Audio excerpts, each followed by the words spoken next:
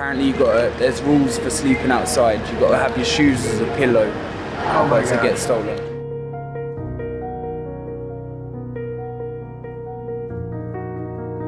I wish my wife to be better. I wish I had family.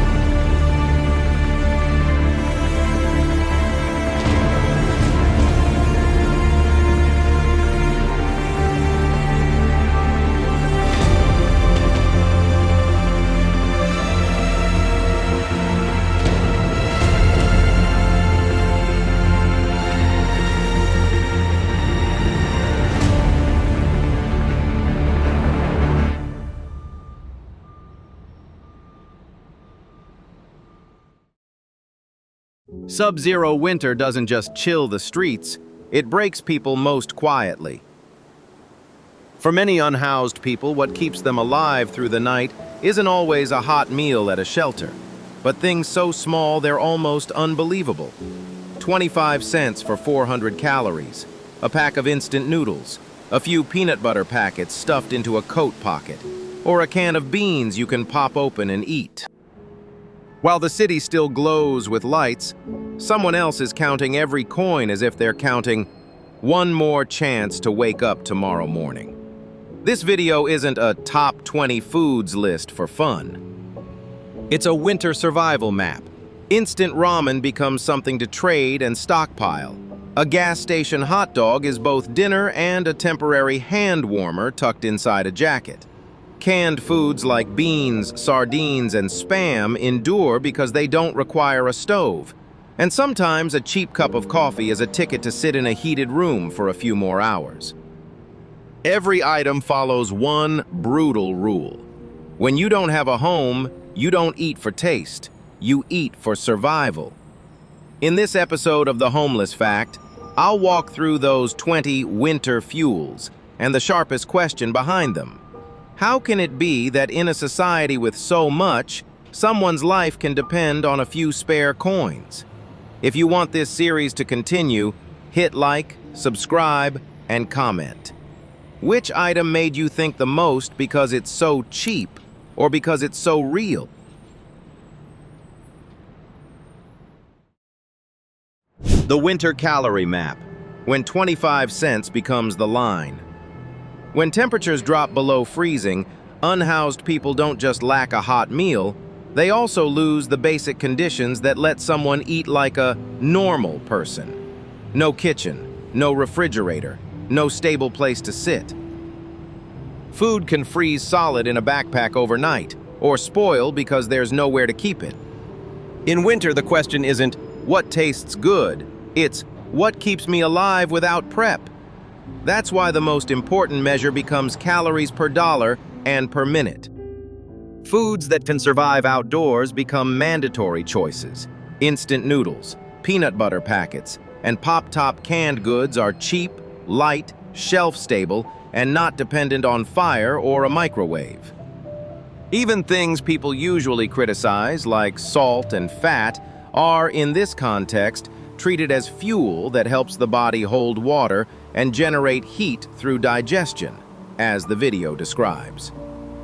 And once a meal is calculated as fuel, it starts to look like a plan rather than a habit.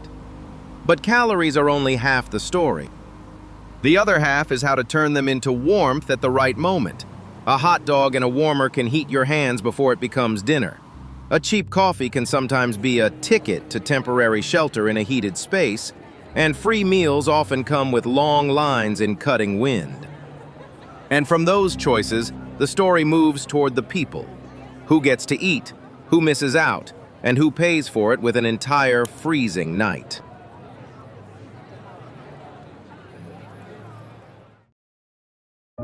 Instant ramen, hot dogs, and meals without the right to choose.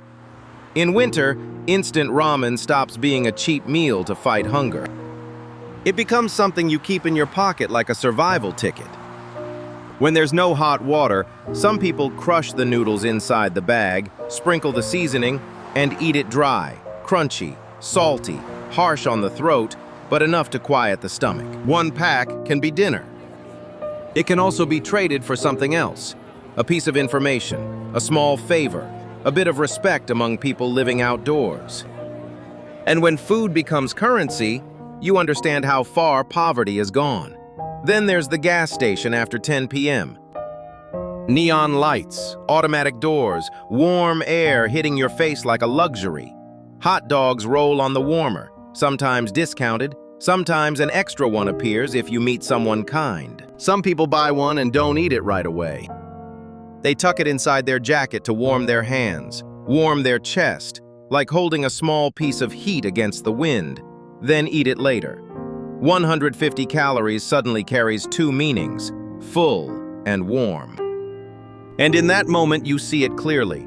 They're not living on meals, they're living on drip-fed chances. But nothing is truly free. To get a bowl of soup, you may have to stand in line for hours in biting wind. To get one more hot coffee to hold your body temperature, you may have to accept the suspicious looks, to pay for the right to sit in a warm corner. And that's when the story turns toward the most painful question. In a city with abundance, why does kindness become something you have to wait your turn for? Canned food and fat, fuel that keeps the body from shutting down. A truly cold night doesn't start with the sound of wind. It starts the moment you crack open a can in the dark. No table, no stove, just the lid popping with a sharp click, like a signal that today there's still something to put in your stomach. Someone crouches behind a windbreak wall, hands shaking so hard they have to pin the can against their knee. They're not eating to enjoy it. They're eating, so the body has a reason to keep generating heat for a few more hours. And from here, you can see the battle happening in every single breath. In winter, canned food wins because it demands nothing. Beans, sardines, luncheon meat, canned sausages, open and eat. Cheap, energy-dense, and built to survive the cold. Fat and protein things people with full pantries often try to avoid become allies for people living outdoors. Slower digestion, longer-lasting energy, warmth rising from the inside, as the video describes. And when everything can freeze from public taps to your own fingertips, those steady calories become more valuable than any preference or taste, pushing the story toward a harder truth. Where do you eat, and how do you eat while still holding on to dignity? Because some meals happen in public restrooms, in hospital waiting corners, or behind a wall near a storefront, fast and silent, as if you have to apologize for existing. Many people don't just lack food, they lack the basic safety of eating. Fear it will be snatched, fear they'll be chased off, fear the stares that turn them into a problem instead of a person. And from that quiet meal, we move straight into the next part. Meals that are free, but whose price is often time, exhaustion, and patience in freezing wind. Free doesn't mean easy. Standing in wind for the right to eat. In many cities, a free meal doesn't begin in a kitchen. It begins on the sidewalk, in a line of people shivering outside a church or community kitchen. It's not even light yet. Breath turns white. Feet go numb from standing too long on frozen ground. Someone hugs a backpack to their chest like they're holding the last piece of their life.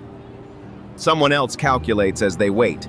If they stand here, how many hours will they lose today to earn money, look for work, charge a phone, make a medical appointment? But if they leave the line, their stomach stays empty. And in winter, an empty stomach is its own kind of danger. Those soups and casseroles under fluorescent lights are often cooked with real kindness hot, heavy, designed to give the body enough energy to warm up. But the cost shows up somewhere else. The waiting, the fatigue, and the feeling of being sorted into a separate lane reserved for people without homes. For many, the hardest part to swallow isn't the food. It's the moment they realize they're living by distribution schedules, by opening hours, by the luck of whether there will be enough portions today. And when eating depends on luck, faith in tomorrow becomes fragile. Then the holiday season arrives and donations surge. Food boxes, deli meat, candy, turkeys like a brief, rare harvest. But after the festive days pass, the cold is still there, while support thins out again. What saves them today can disappear next week. And that up and down rhythm pushes the story into the next part. When food isn't just for eating, it's how people buy a few hours of warmth, a few hours of peace, in places that ask the fewest questions. Cafes, gas stations, hospitals, modern city overhangs.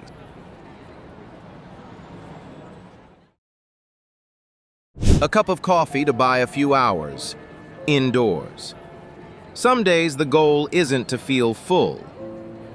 The goal is to find warmth long enough for the body to step back from danger. And strangely, the cheapest ticket is sometimes a cup of coffee. You walk in. Heat from the machine hits your face. Your hands stop burning with numbness. It feels like blood returns to places that had gone silent. You hold the cup like a receipt that proves, I'm allowed to sit here a little longer. Not to relax, just to survive. Gas stations work the same way. Bright lights all night. Step through the door and there's warm air. Buying something small can make your presence legitimate, a thin shield against the cold slamming into your chest outside. Some people choose the late hours because they draw less attention. Some just need a few minutes in the restroom to wash their face, take a sip of water, repack their backpack, things that people do without thinking, but people on the street have to do like they're racing the clock. Then there's the hospital cafeteria, the ER waiting room, places that don't always ask where you came from because anyone could be a worried family member. There are chairs, a TV, stable temperature. You sit down and try to look normal, like everyone else. But the moment your body warms up, another fear rises. Where will you sleep tonight? And what will you eat tomorrow when winter hasn't softened at all?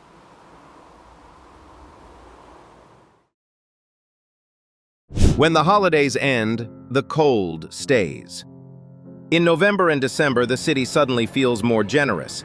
Halloween candy, end-of-year food boxes, and a few hot turkey meals. For people outside, it isn't a feast, it's a calculation. What can be eaten immediately? What survives the cold? What carries enough energy for a long night? Without a refrigerator, everything in a backpack has to earn its space. Then the holiday season passes. Meal portions thin out, lines get longer, and terrifying gaps open up between distributions. Some people keep a couple of candy bars in a coat pocket like emergency batteries, waiting until the stomach cramps before they dare unwrap one. Some split their portions, not because they're trying to be generous, but because they're scared tomorrow will be nothing. And hunger makes the cold sharper. In the weeks after, survival depends on memory of which doors still open, on the ability to store a little, and on the sudden kindness of strangers. Each day becomes a math problem. But what keeps people standing sometimes isn't calories at all. It's the feeling that they're still being seen as human.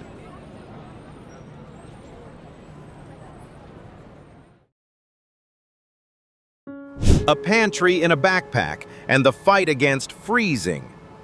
Winter turns a backpack into an unwanted refrigerator. After just one brutally cold night, many foods can freeze solid like a brick, crack apart, or turn into a mush you can't even eat. That's why unhoused people don't choose food by preference. They choose what can survive the cold, survive being tossed around, and can be eaten immediately while the body is shaking. The toughest foods often look completely ordinary, yet they carry the value of a ticket to make it through the night. In the video, survival experience shows up in how they organize their stash. Don't keep everything in one place. Don't carry everything at once. Some split their portions into multiple small bags and hide them in different spots, so that if one bundle gets taken, they still have a fallback. It's the mindset of someone living in constant risk, where one loss can trigger a whole week of hunger. And because food is heavy and noticeable, they have to measure both weight and mobility. Carry too much and you move more slowly.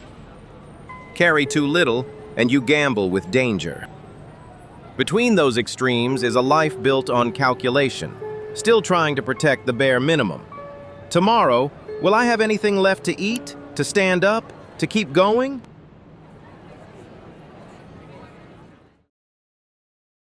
Where food gets thrown away, and where people have to line up. A winter paradox becomes impossible to ignore. In some places, food is discarded simply because it's no longer fresh enough to sell. Elsewhere, people wait for hours just to get a hot meal.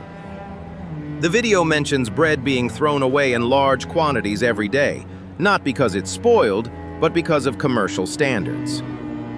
Cold weather slows decay, but it doesn't slow the bitterness of knowing what just got tossed could have been someone's dinner. From there, access to food starts depending on each location's decisions. Some separate clean, untouched discards. Others mix everything like a gamble. Some begin partnering with shelters or end-of-day pickup programs, meaning food flows into official channels. But at the same time, people who avoid shelters become even less able to reach it. And the holidays create a brief surge of abundance. Food boxes, donated supplies, and rare meat meals appear more often than usual. But when January arrives, support drops. The gaps between meals widen, and winter is still far from over. Then the question stops being what's there to eat today and becomes, what kind of system is strong enough to make sure no one gets left behind once seasonal goodwill fades?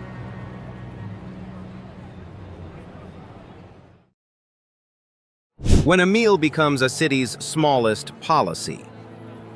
From the outside, winter meals can look like charity stories. But look closer, and they're how a city patches its own holes one hot portion at a time. When housing is too expensive, work is unstable, and health declines, people fall out of ordinary life faster than we imagine. And right at that moment, a brutal reality appears. Systems are designed for people with an address, while people without one have to learn how to exist on the margins. A holiday food box might carry someone for a week, but it won't save the month after. A bowl of soup might warm the stomach, but it can't erase the fear of where you'll sleep tonight. Winter makes everything visible.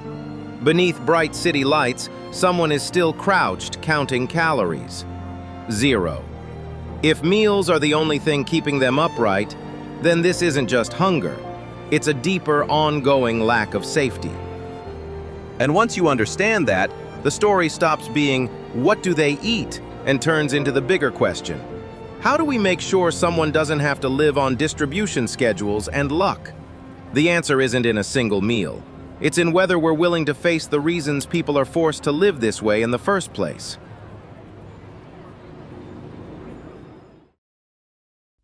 Hope isn't in one meal, it's in a way out.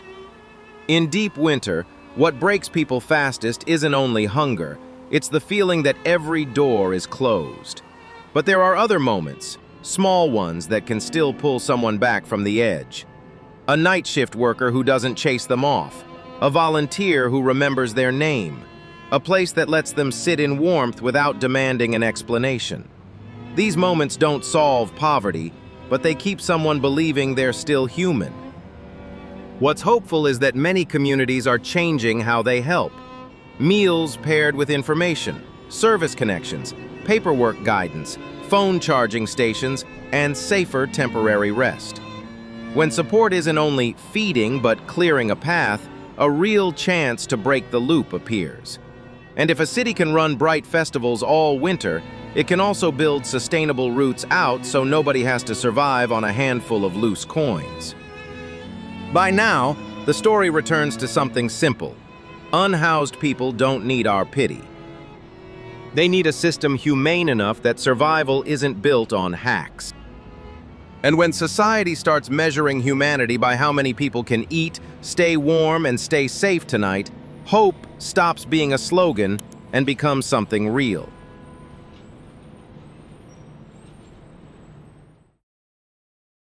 Open ending. Winter will pass, but the question stays. If it only takes 25 cents to keep someone from collapsing from hunger, then what is truly expensive? Maybe not food, maybe indifference. May unhoused people no longer have to live on rushed meals shoved into coat pockets, but have somewhere to return to, an address to begin again, and a night of rest that doesn't cost them their dignity. Amen. If this story moved you, leave a comment sharing your thoughts. And don't forget to support the channel with a like and subscribe so I can keep making the next episodes.